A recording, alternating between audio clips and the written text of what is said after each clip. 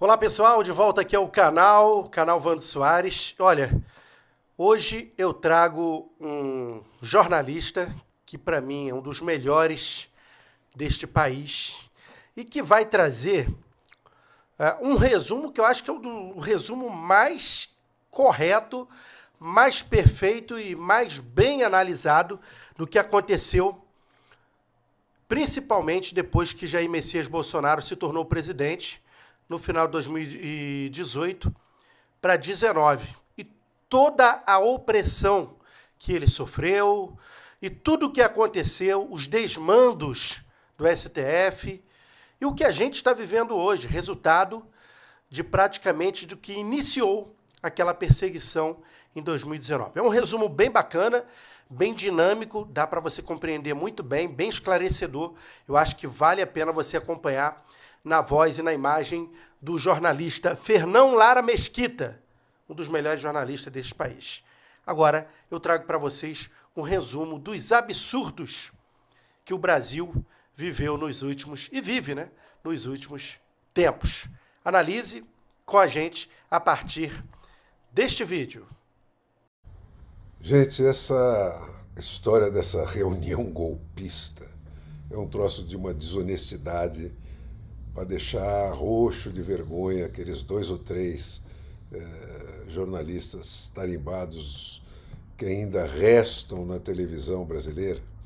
Mas, quer dizer, da onde começa isso? Basta você dizer, pô, a honestidade, a desonestidade disso começa nessa coisa de apresentar isso como se fosse assim uma uma iniciativa de livre, espontânea vontade de um Bolsonaro louco pelo poder, que não queria nunca mais sair do poder, né? Como se ele tivesse espontaneamente tomado a iniciativa de convocar essa reunião a troco de nada. Mas vamos lembrar só a sequência dos acontecimentos mais diretamente ligados com isso. Né? Vamos começar pelo 29 de setembro de 2009, a mini reforma eleitoral, né, que foi a primeira vez. Primeira não, porque já desde 2002, né, quando se adotou a máquina de votar, já tinha no projeto a ideia de acoplar o voto impresso. Em 2009, né, essa ideia é formalizada e aprovada pelo Congresso Nacional na chamada mini reforma eleitoral para vigorar em 2012. E quem foi o relator disso? Olha o detalhe. Flávio Dino, na CCJ, né, aprovando tudo e tal. Aí, em 2012, né, chega a dona Carmen Lúcia e diz assim, não, mas vai custar muito caro acoplar essa máquina para a eleição de 2014, vai custar 1 bi, que é mais ou menos o que o sistema rouba por minuto do Brasil, né? Vai custar 1 bi, então não dá para fazer e tal, então vamos adiar e tal, e jogam isso para frente. Em 2015, o Congresso Nacional dos Representantes Eleitos do Povo Brasileiro vota de novo a aprovação dessa ferramenta de segurança que é comum a todas as democracias do planeta, né, menos as eleições de Butão e de Bangladesh, né, que o doutor Barroso reputa como coisas de alta credibilidade. Então, em 2015, com proposta do Aécio Neves, o Congresso aprova mais uma vez para vigorar em 2018, né, o acoplamento de uma máquina impressora na máquina de votar. O que acontece? Vem a dona Dilma, né, e veta a medida na véspera, e o Congresso desafia o veto da Dilma e derrota o veto da Dilma por 368 votos a 56 e aprova de novo o acoplamento da máquina impressora na máquina de votar. Bom, enquanto está rolando essa coisa assim, né, sem toda a maior inocência, né, tudo isso porque o Barroso, o Gilmar Mendes e essa gente honesta que está aí né, acredita realmente que vai atrapalhar a democracia brasileira ter essa prova do voto. Nesse meio tempo, né, no dia 6 de setembro, um dia antes do dia da independência, né, o Bolsonaro, candidato, é esfaqueado na rua em Juiz de Fora, né, por um ex-militante do PSOL, seu Adélio Bispo, né, que até hoje, né, as autoridades brasileiras impedem que se saiba qualquer coisa a respeito desse homem. Não tem mandante, não tem patrocinador desse crime.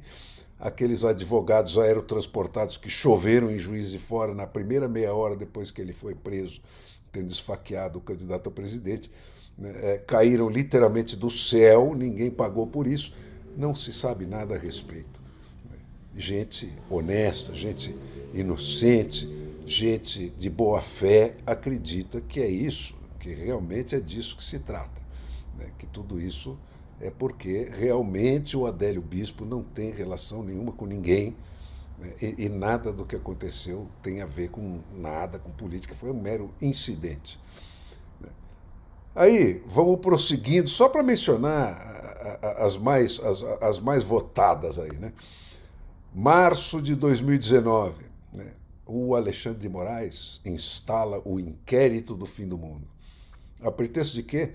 Tem gente na internet ofendendo membros do Supremo Tribunal e seus familiares, né? E, portanto, o Toffoli, que é aquele advogado bombado 2 vezes no exame da OAB, né, advogado pessoal do PT, né, colocado no Supremo Tribunal, sendo praticamente um semi-analfabeto, né, entrega sem sorteio esse inquérito do fim do mundo para o Alexandre de Moraes, como relator. E esse inquérito, desde então, desde lá de março de 2019, é secreto. Ninguém sabe o que tem lá dentro, né? Qualquer coisa que atrapalhe, você mete o cara lá dentro, ameaça ele de prisão, prende, caça mandato, faz o que quiser. Então, isso tudo a pretexto de quê? De que falar mal do Alexandre de Moraes, ou dos parentes deles, ou do STF, por qualquer viés que seja, é notícia falsa, caluniosa, né? Então, é assim que vai. Aí você chega em junho de 2019. O que acontece em junho de 2019? De repente, não mais que de repente, aparece aquela Vaza Jato. Um sujeito de um site, um estrangeiro casado com um brasileiro, né, que lá num site chamado The Intercept, né, publica um monte de gravações vazadas entre Moro e Dallagnol e gente do Ministério Público, e sob esse pretexto se desmancha toda a Lava Jato, né? Anula-se todos os inquéritos da Lava Jato. O Supremo Tribunal, imediatamente, diante das suspeitas de que esse Glenn Greenwald tinha recebido dinheiro nessa operação, né, bloqueia, proíbe a investigação do personagem. Nessa altura, chegando em novembro, né, o Supremo Tribunal, desmanchando uma decisão dele próprio, né, decide por 6-5, com voto de desempate do mesmo Toffoli, né, desfazer a sua própria decisão de 2016 de prender ladrões no Brasil e criminosos em geral, a partir da condenação em segunda instância, que era o que tinha metido o Lula na cadeia, né? E aí, gente, a coisa começa a degringolar cada vez mais, né? O Barroso, por exemplo, proíbe a extinção de todos os sovietes, aqueles conselhos nacionais que o PT, quando sai do poder, deixa, né, para decidir a política penal para menor de idade, para decidir a política ambiental, tudo. Não é o Congresso Nacional, né? São movimentos sociais que o PT instala nesses conselhos, e o presidente da República, a partir de então, eleito com a maioria esmagadora dos votos dos brasileiros, não pode mais alterar nenhuma dessas instâncias. né? Qualquer cara demitido desses conselhos é reconstituído pelo Supremo Tribunal. E aí, em 8 de novembro de 2019, um juizinho lá da 12ª Vara de Curitiba manda soltar o Lula, né? Manda soltar o Lula, porque o Supremo Tribunal tinha decidido que era assim e que, como tinha uma ou duas conversas lá do Dallagnol falando com o Moro, né?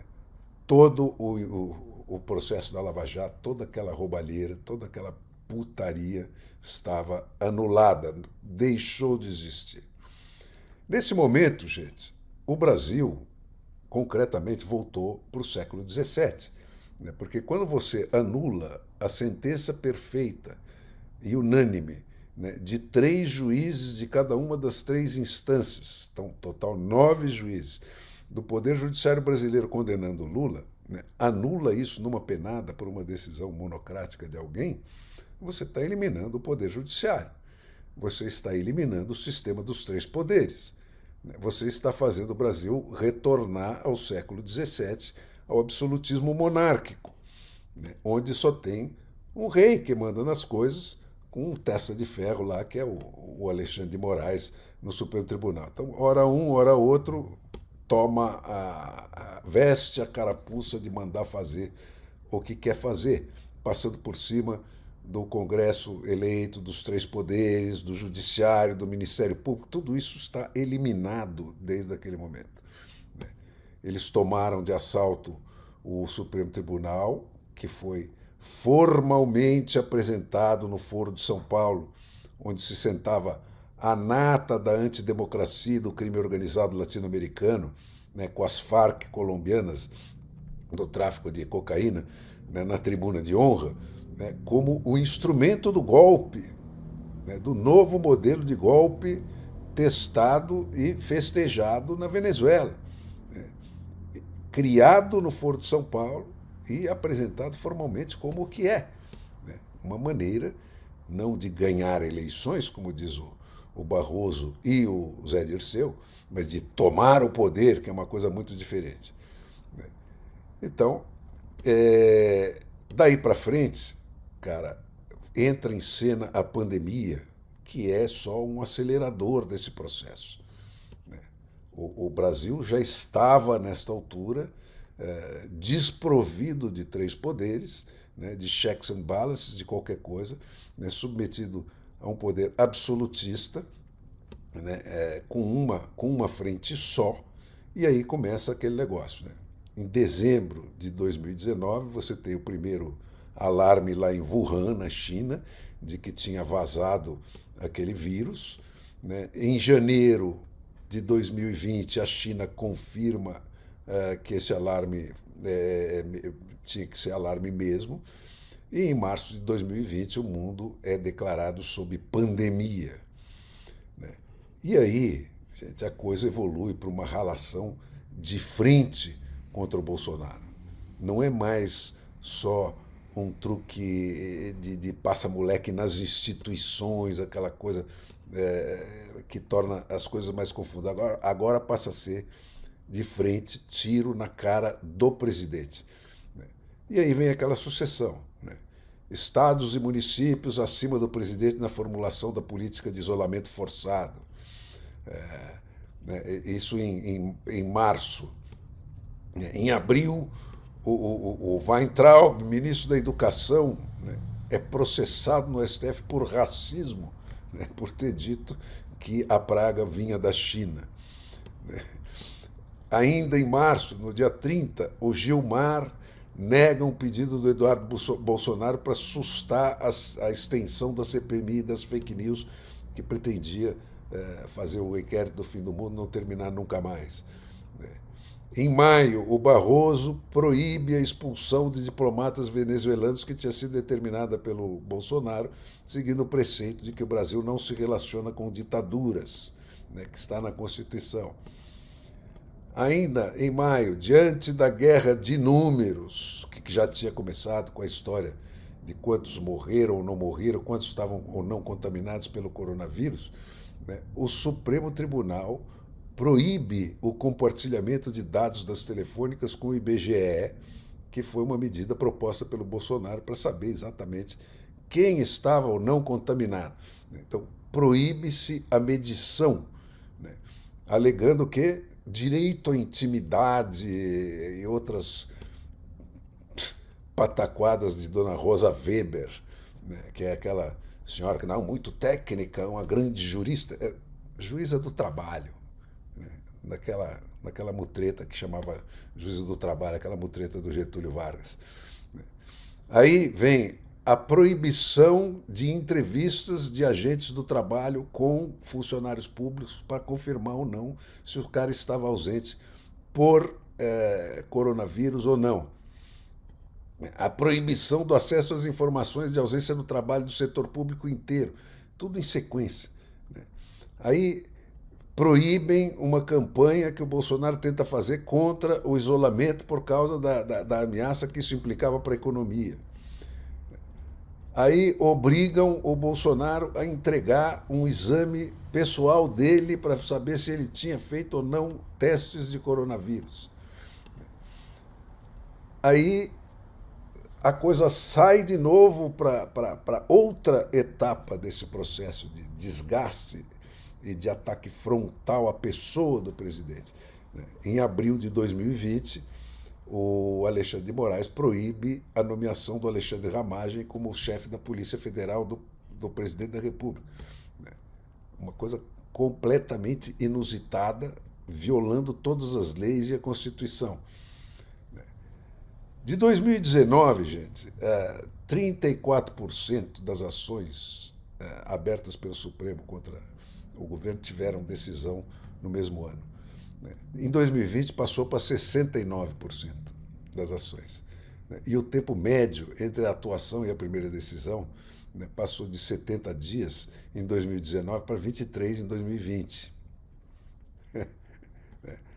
Aí começa aquela conversa esfarrapada, né? O Bolsonaro insistindo na questão do voto impresso, né?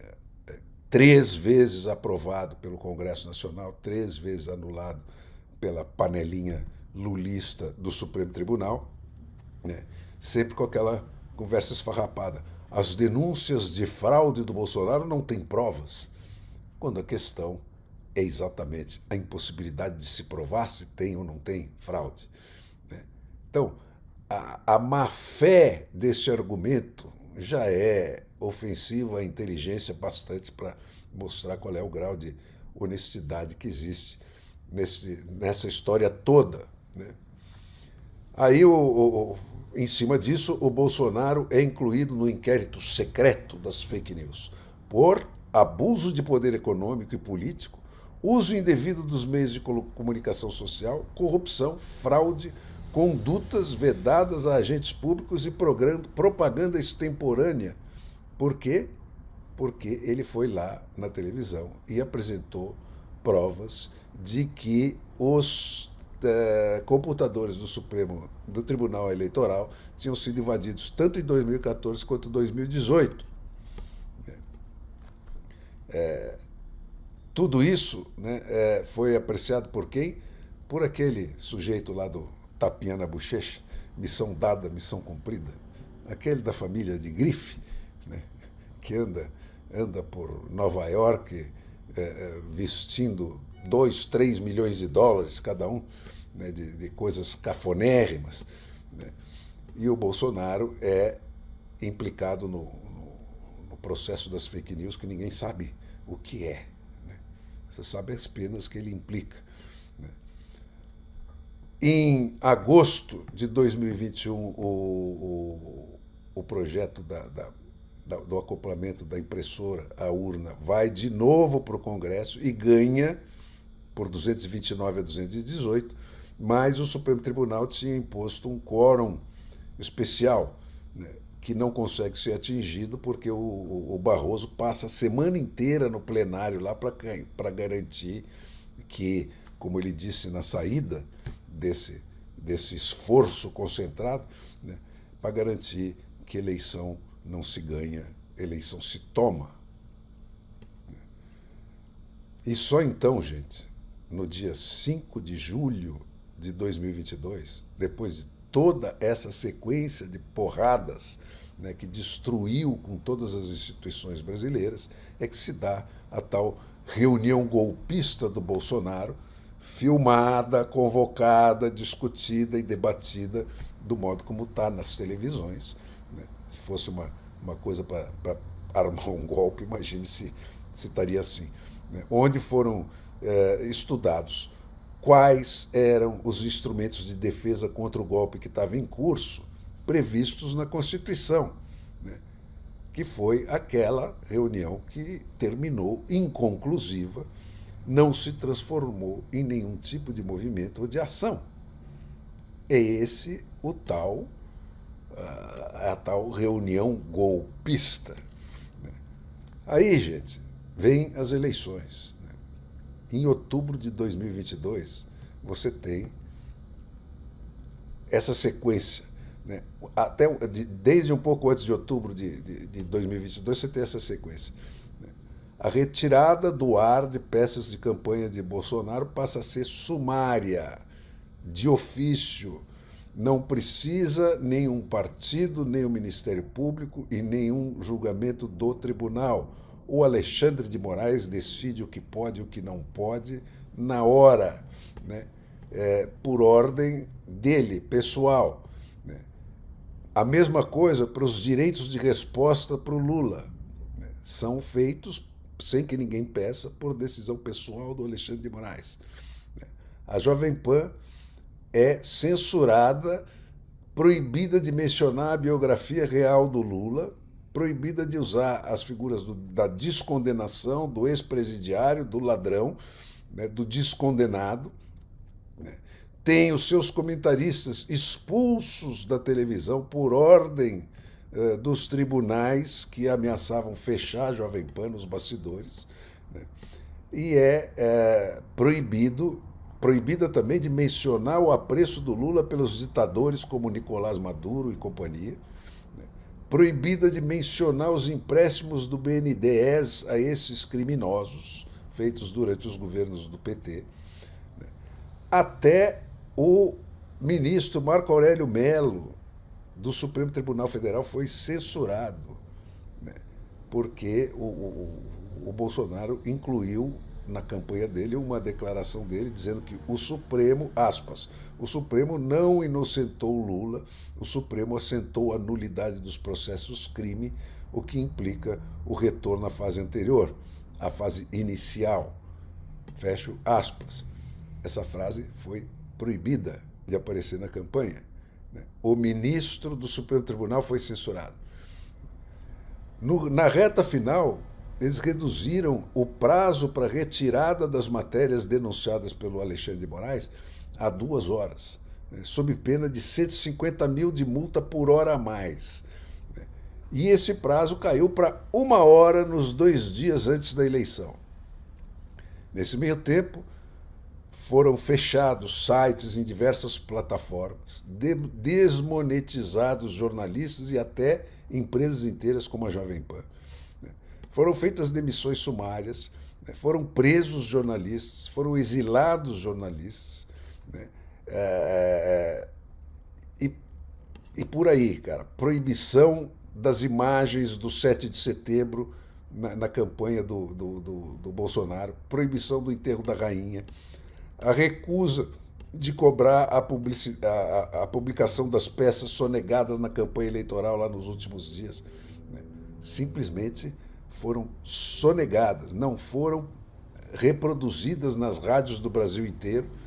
Isso foi denunciado a tempo e o Supremo Tribunal, o Tribunal Superior Eleitoral, se recusou a processar e exigir a exibição dessas peças. Nesse meio tempo, parlamentares foram caçados, parlamentares foram presos, jornalistas foram presos e exilados e milhares de condenados em julgamentos sumários acabaram sendo presos depois da eleição. Então, gente, vocês vejam a sequência, quer dizer, aonde se encaixa a tal reunião golpista. Não foi uma iniciativa do Bolsonaro, foi uma... O meu avô, no fim da vida dele, se deparou com um país com instituições em frangalhos. E eu ainda me lembro bem do desânimo que abateu ele naquele momento.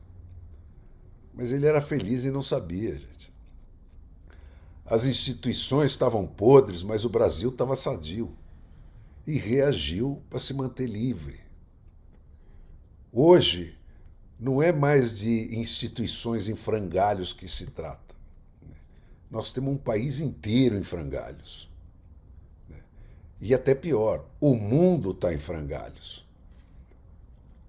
A tempestade que está se formando no horizonte, gente, é de proporções gigantescas. A possibilidade de que os holocaustos do século XX sejam transformados aí em contas irrisórias diante dos possíveis aqui no século XXI é cada vez mais concreta. Não tem mais engano inocente. A guerra contra o terror lá atrás, depois do ataque das Torres Gêmeas do 11 de setembro de 2001, restabeleceu a aliança do poder político com o poder econômico que a democracia moderna nasceu para separar. E a facilidade com que hoje a cultura ocidental, corrompida pela abundância, se atraca a qualquer isca que lhe atirem, por mais ostensiva e declaradamente falsa que ela faça questão de se apresentar, e embarca em tudo que é acessório enquanto o inimigo avança livre pelo que é decisivo, dá a tudo isso que está rolando aí um toque de inexorabilidade.